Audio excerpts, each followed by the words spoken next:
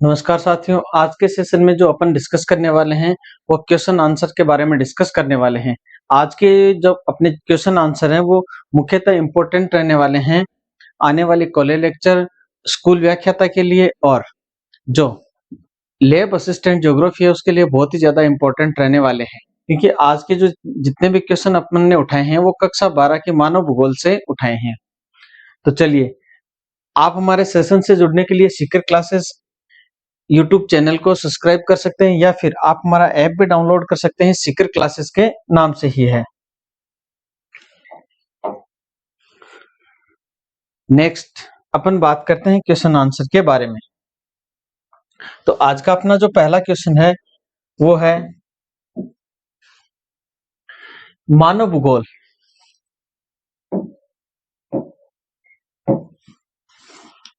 मानव भूगोल मानव समाजों और धरातल के बीच संबंधों का संश्लेषित अध्ययन है। ये एक जो परिभाषा है वो किसने दी है? मानव भूगोल की उक्त परिभाषा किसने दी है? तो अपने सामने यहाँ पर चार ऑप्शन मिलते हैं, विडाल डी ला ब्लास, रेटचेल, इस सैम्पल और हेटनर। तो ये जो परिभाषा दी है वो दी है रेटचेल महोदय ने दी है। यहाँ पे अपने को एक बात पकड़नी है कि संश्लेषित जो अध्ययन है उस संश्लेषित अध्ययन की बात केवल और केवल रेटचेल ही करते हैं।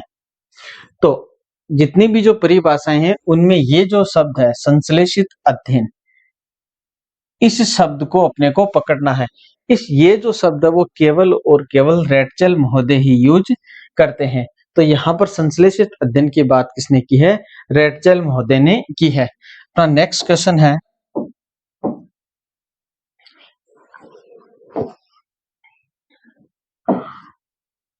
मानव भूगोल के क्षेत्र में 1950 के अंत से 1960 के दशक के अंत का समय किस उपागम हेतु जाना जाता है? तो अपने सामने यहाँ पर चार ऑप्शन है, स्थानिक संगठन, क्षेत्रीय विभेदन, मानवतावाद और उत्तर आधुनिकतावाद। ये चारों ऑप्शन है, उनमें से अपने को जो बताना वो है 1950 के अंत से 1960 के दशक के बीच में किस उपागम हेतु जाना जाता है। यहाँ पर जो अपना ऑप्शन होगा वो होगा ऑप्शन नंबर फर्स्ट सही। स्थानिक संगठन तो जाना जाता है 1950 से लेकर के 1960 का जो दशक है उसके लिए जाना जाता है। जबकि क्षेत्रीय विभेदन की अगर अपन बात करते हैं तो क्षेत्रीय विभेदन जाना जाता है जो अंतर युद्ध काल था 1930 का काल, उस 1930 के काल के लिए जाना जाता है क्षेत्रीय विभेदन। अगर अपन मानवतावाद की बात करते हैं तो जो मानवतावाद है वो जाना जाता है 1970 का जो दशक है वो मानवतावाद के लिए जाना जाता है। और उत्तर आधुनिकतावाद है वो जाना जाता है 1990 के बाद का जो दशक है वो जाना जाता है। तो इस तरह अपन एक एक क्वेश्चन के बारे में विस्तृत चर्चा यहाँ पे करने वाले हैं। नेक्स्ट क्वेश्चन आता है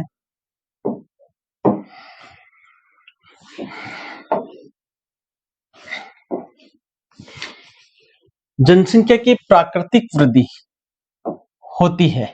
यहाँ पर अपने सामने चार फॉर्मूले दिए हुए हैं, उन फॉर्मूलों में से अपन को जनसंख्या की जो प्राकृतिक वृद्धि है उसके बारे में बताना है।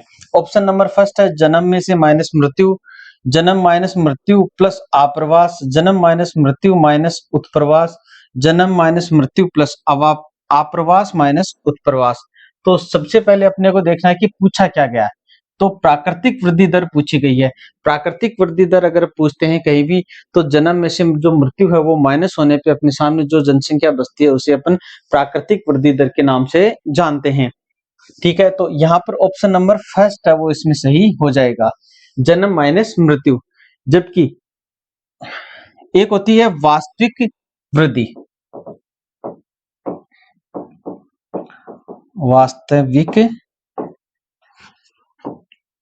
वृद्धि, वास्तविक जो वृद्धि है उसकी अगर अपन बात करें तो जन्म माइनस मृत्यु में से आप्रवास माइनस उत्प्रवास को करते हैं, उसके बाद में दोनों को प्लस कर देते हैं तो जो अपने सामने आंकड़ा निकल के आता है वो वास्तविक वृद्धि दर का आंकड़ा निकल के सामने आता है।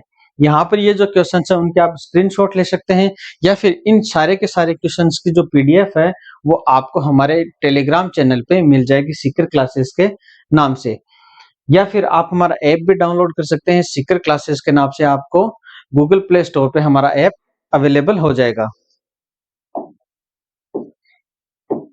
नेक्स्ट जो अपना क्वेश्चन आता है वो आता है, एशिया में बहुत अधिक स्थानों पर बहुत कम लोग रहते हैं और कम स्थानों पर बहुत अधिक लोग रहते हैं। ये एक परिभाषा है। एशिया की जनसंख्या के संबंध में उक्त जो टिप्पणी है वो किसने की थी? तो अपने सामने चार ऑप्शन है, तो सीधा सीधा अपने को यहाँ पर नाम बताना है कि ये जो टिप्पणी है कि एशिया में बहुत कम स्थान ऐसे हैं जहां पर बहुत अधिक लोग निवास करते हैं और बहुत अधिक स्थान ऐसे हैं जहां पर बहुत कम लोग निवास करते हैं। तो इसका जो सही आंसर होगा वो ऑप्शन नंबर द जॉर्ज बी क्रेसी ने ये जो परिभाषा है वो दी थी। नेक्स्ट क्वेश्चन है,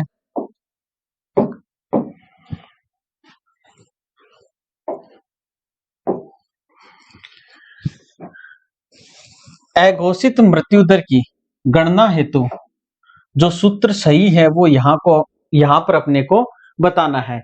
तो ऑप्शन नंबर अगर फर्स्ट की बात करें तो किसी वर्ष विशेष में मृतकों की संख्या ये यहाँ पे बट्टा है, उस वर्ष की मध्य वर्षीय अनुमानित जनसंख्या गुणा 1000, या किसी वर्ष विशेष में मृतकों की संख्या बट्टा उस वर्ष के प्रारंभ में जनसंख्या, यहाँ भी गुणा 1000 है। किसी वर्ष विशेष की मृतकों की संख्या गुणा 1000 बट्टा उस वर्ष के अंत में जनसंख्या, या ऑप्शन नंबर द है किसी वर्ष विशेष में मृतकों की संख्या गुणा 1000 बट्टा उस वर्ष विशेष के अंत में प्रारंभ की जनसंख्या। तो इसका जो सही ऑप्शन या सही जो उत्तर होगा वो होगा ऑप्शन नंबर ए।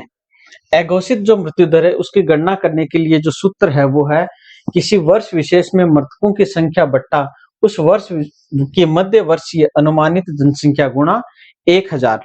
ये जो बात है वो अपने जनसंख्या परिवर्तन के जो घटक हैं उन घटकों में से ये सूत्र लिया गया है।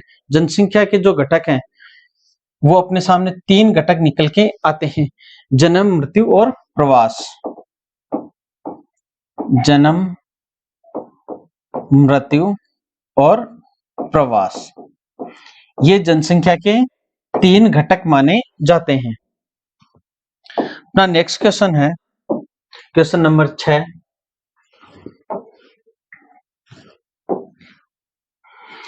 निम्न कथनों पर विचार कीजिए। पहला जो कथन है वो है विगत 500 वर्षों में विश्व की जनसंख्या में 10 गुना से अधिक बढ़ी है। नंबर 2 है विश्व की जनसंख्या में पहली बार 100 करोड़ का आंकड़ा 1750 ईस्वी में हुआ है। नंबर 3 पे है अकेले 20वीं शताब्दी में विश्व की जनसंख्या 4 गुना बढ़ी है, जबकि 1650 में विश्व की जनसंख्या लगभग 50 करोड़ थी।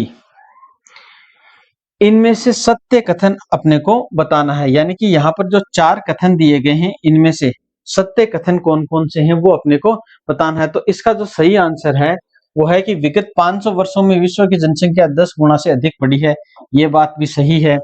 इसके बाद में विश्व की जनसंख्या में पहली बार 100 करोड़ का जो आंकड़ा है 1750 ईस्वी में नहीं होकर के ये जो आंकड़ा है वो हुआ था 1850 ईस्वी में हुआ था। 100 करोड़ की जनसंख्या का आंकड़ा, तो ऑप्शन नंबर ब गलत है। जबकि बात करते हैं तीसरे ऑप्शन की, 6 की, तो अकेले 20वीं शताब्दी में विश्व की जनसंख्या लगभग 4 गुना बढ़ी है।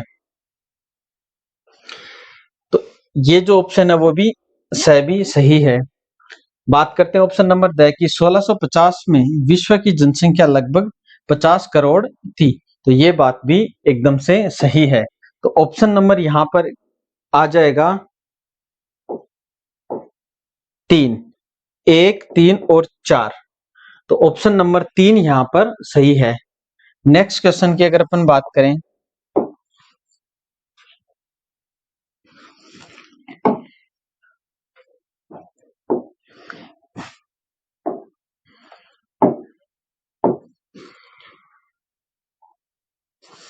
वर्तमान में किस महाद्वीप में जनसंख्या की वृद्धि दर सर्वाधिक है?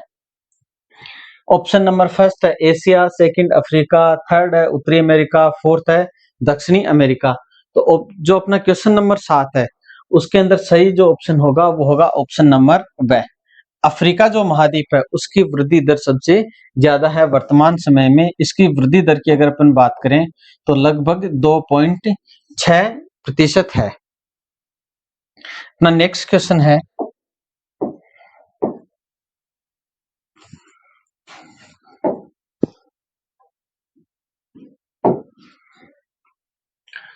विश्व की जनसंख्या को 5 से 6 अरब होने में लगने वाला समय है। ऑप्शन नंबर ए 12 वर्ष, ऑप्शन नंबर ब होगा 8 वर्ष, ऑप्शन नंबर से 16 वर्ष, ऑप्शन नंबर द 20 वर्ष। तो यहाँ पर जो सही होगा वो ऑप्शन नंबर ए 12 वर्ष है। यानी कि विश्व की जो जनसंख्या है उसको 5 से 6 अरब होने में केवल और केवल 12 वर्ष का ही समय लगा है। अपना नेक्स्ट क्वेश्चन है क्वेश्चन नंबर 9।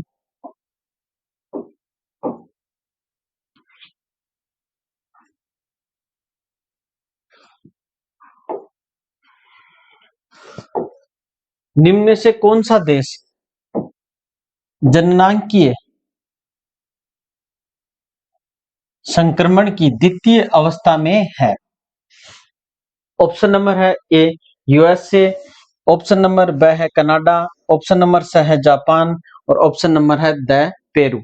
तो यहाँ पर जो जननांकीय संक्रमण की द्वितीय अवस्था की अगर अपन बात करते हैं तो जो देश है वो है पेरू देश स्थित है। आज का अपना नेक्स्ट क्वेश्चन आता है,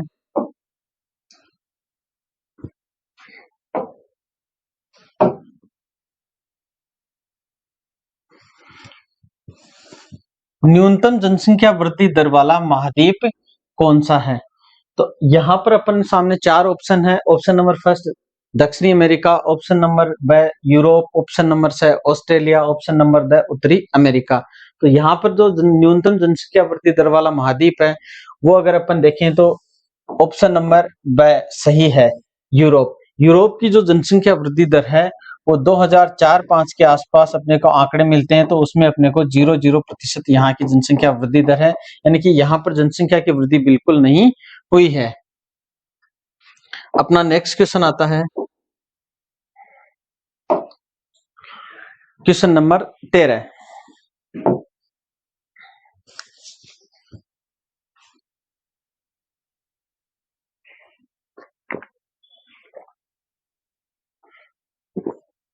क्वेश्चन नंबर 13 की अगर अपन बात करते हैं तो आयुलिंग पिरामिड में चौड़े आधार व संकड़े शीर्ष वाला देश कौन सा है? ऑप्शन नंबर फर्स्ट में नाइजीरिया, सेकंड डेनमार्क, थर्ड है ऑस्ट्रेलिया, फोर्थ है जापान। तो पिरामिड के आकार के अपन देखें तो इस प्रकार का जो देश यानी जहां पर जनसंख्या की जन्म दर तो अधिक हो और मृत्यु दर कम हो, यानी कि वहां पर चौड़े शीर्ष वाला जिसका आधार तो है कैसा चौड़ा है, शीर्ष कैसा है सकड़ा है, ऐसा देश निम्न में से कौन सा है? तो यहाँ पर जो ऑप्शन होगा वो सही होगा ऑप्शन नंबर फर्स्ट नाइजीरिया जो देश है। अगर उसके आयु लिंक का पिरामिड अगर अपन बनाते हैं तो इस प्रकार से अपने को देखने को मिलता है। नाइजीरिया के साथ में अगर अपन बात करते हैं मेक्सिको,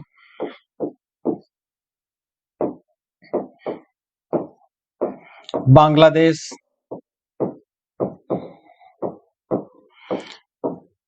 ये 2 देश भी ऐसे देश हैं जिनके अगर अपन आयु लिंक पिरामिड बनाते हैं तो इनका आधार तो चौड़ा रहता है और शीर्ष से इनका सकड़ा रहता है। नेक्स्ट अपना क्वेश्चन है आज का,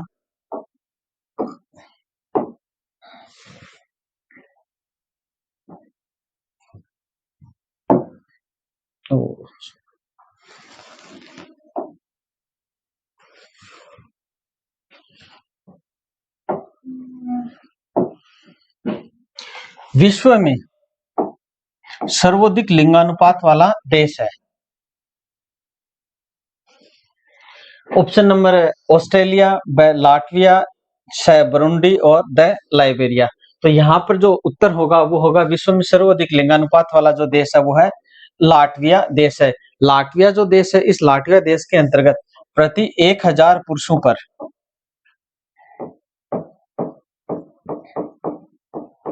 जो महिलाओं की संख्या मिलती है वो है 1187।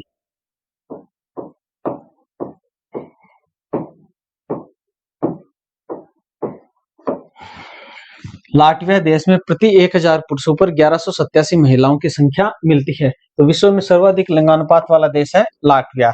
आज का नेक्स्ट क्वेश्चन है अपना,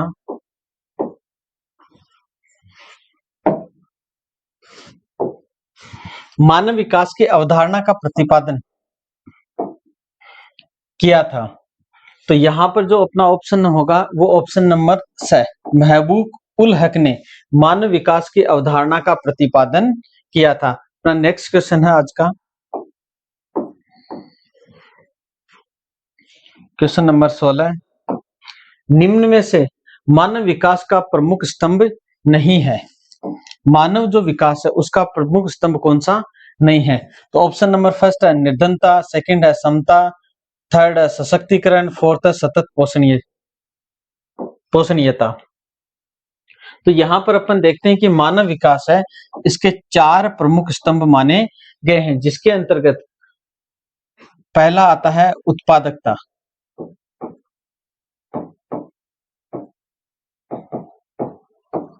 सेकंड आता है समता, थर्ड आता है सशक्तिकरण और फोर्थ आता है सतत पोषणीयता। तो यहाँ पर जो ऑप्शन होगा निर्धनता, ऑप्शन नंबर फर्स्ट, मानव विकास का प्रमुख स्तंभ नहीं है निर्धनता। आज का नेक्स्ट क्वेश्चन है अपना,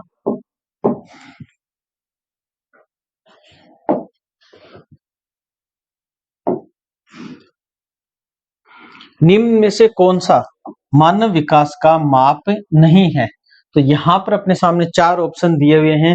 इनमें से ऑप्शन नंबर जो फर्स्ट है वो है जीवन प्रत्याशा, सेकंड है ज्ञान तक पहुंच, थर्ड है संसाधनों तक पहुंच और फोर्थ है लिंगानुपात। तो मानव विकास का माप अपन नहीं करते हैं, लिंगानुपात से नहीं करते हैं। तो ऑप्शन नंबर द है वो सही हो जाएगा। इसका अपना नेक्स्ट क्वेश्चन है,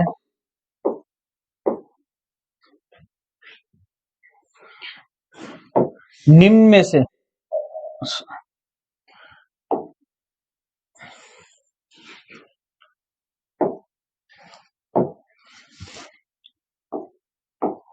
भोजन संग्रहण एवं आखेट की विशेषताएं हैं। तो अपने सामने 4 ऑप्शन दिए, कठोर जलवायु वाले क्षेत्रों में किया जाता है। तो ये बात है वो ऑप्शन नंबर फर्स्ट तो अपना सही है कि भोजन का संग्रहण और आखेट कठोर जलवायु दशा वाले क्षेत्रों में किया जाता है। प्रति व्यक्ति उत्पादकता अधिक होती है, वहां पर किया जाता है, वहां पर भोजन का संग्रहण क्यों होगा? तो ऑप्शन नंबर ब है वो गलत है। बहुत कम पूंजी निवेश एवं उच्च स्तरीय तकनीकी ज्ञान की आवश्यकता होती है। नहीं, आखेट और भोजन संग्रहण के लिए अपने को इस प्रकार की कोई आवश्यकता नहीं होती है। ऑप्शन नंबर द अर्थव्यवस्था के प्राथमिक क्षेत्र से संबंधित है। तो ऑप्शन नंबर द है वो सही हो जाएगा। तो निम्न में से अपने को सत्य बताने हैं, तो ऑप्शन नंबर सेकंड है वो सही हो जाएगा। अपना नेक्स्ट क्वेश्चन है आज का, क्वेश्चन नंबर 19, चलवासी पशुचारण के क्षेत्र हैं अफ्रीका के एंटार्क्टिक तट के अरब प्रायद्वीप, दक्षिणी पूर्वी ऑस्ट्रेलिया, यूरोप व एशिया का टुंड्रा प्रदेश, दक्षिणी पूर्वी एशिया, संयुक्त राज्य अमेरिका का एंटार्क्टिक तटीय प्रदेश। तो यहाँ पर अगर अपन देखें कि चलवासी पशुचारण के क्षेत्र निम्न में से कौन से हैं, तो ऑप्शन नंबर फर्स्ट है वो सही है, अफ्रीका का अटलांटिक तट के अरब प्रायद्वीप ये सही है, और दक्षिणी पूर्वी ऑस्ट्रेलिया नहीं है, यूरोप का एशिया का टुंड्रा प्रदेश ऑप्शन नंबर स सही है। तो यहाँ पर अपन देखते हैं कि ऑप्शन नंबर सेकंड यहाँ पर सही है। आज का अपना नेक्स्ट क्वेश्चन है, क्वेश्चन नंबर 20, निम्न में से पंचम आर्थिक क्रियाकलाप है। इसकी अगर अपन बात करें कि पंचम आर्थिक क्रियाकलाप निम्न में से कौन सा है, तो यहाँ पर अपन देखते हैं कि ऑप्शन नंबर फर्स्ट है थोक व्यापार, सेकंड फुटकर, तीसरा है नीति निर्धारण और चौथा है बैंकिंग। तो इसका जो सही आंसर होगा वो होगा नीति निर्धारण है, वो पंचम आर्थिक क्रियाकलाप की श्रेणी में आता है। अपना जो नेक्स्ट क्वेश्चन है, क्वेश्चन नंबर 21, निम्न में से क्रियाकलापों में से कौन सा एक द्वितीयक सेक्टर का क्रियाकलाप नहीं है? द्वितीयक सेक्टर का जो क्रियाकलाप आते हैं उनकी अगर अपन बात करते हैं तो जहां पर शोधन के काम होते हैं वहां पर इनको काम में लिया जाता है, उन क्षेत्रों को अपन द्वितीयक श्रेणी के व्यवसाय के अंतर्गत शामिल करते हैं। तो पहला जो ऑप्शन आता है इस्पात प्रगलन, सेकंड आता है वस्त्र निर्माण, थर्ड आता है मत्स्यन, चौथा आता है टोकरी बुनना। तो यहाँ पर जो अपना आता है ऑप्शन नंबर थर्ड मत्स्यन, किसकी श्रेणी में आता है? प्राथमिक व्यवसाय की श्रेणी में आता है।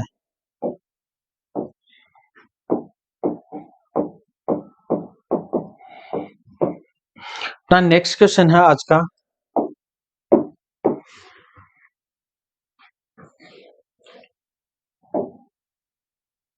क्वेश्चन नंबर 23, नीली कॉलर श्रमिक होते हैं। तो ऑप्शन नंबर फर्स्ट है प्राथमिक, सेकंड है द्वितीयक, थर्ड है तृतीयक और चौथा है चतुर्थक। तो नीली कॉलर जो श्रेणी के श्रमिक आते हैं उनकी अगर अपन बात करते हैं तो यहाँ पर जो ऑप्शन नंबर सेकंड है द्वितीयक क्रियाकलाप की श्रेणी में आते हैं, वो होते हैं नीले कॉलर श्रमिक। तो नेक्स्ट क्वेश्चन है आज का,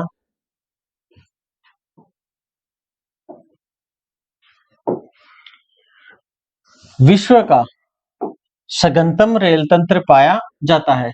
तो ऑप्शन नंबर फर्स्ट है यूरोप में, सेकंड है उत्तरी अमेरिका, थर्ड है दक्षिणी अमेरिका, फोर्थ है एशिया के अंतर्गत।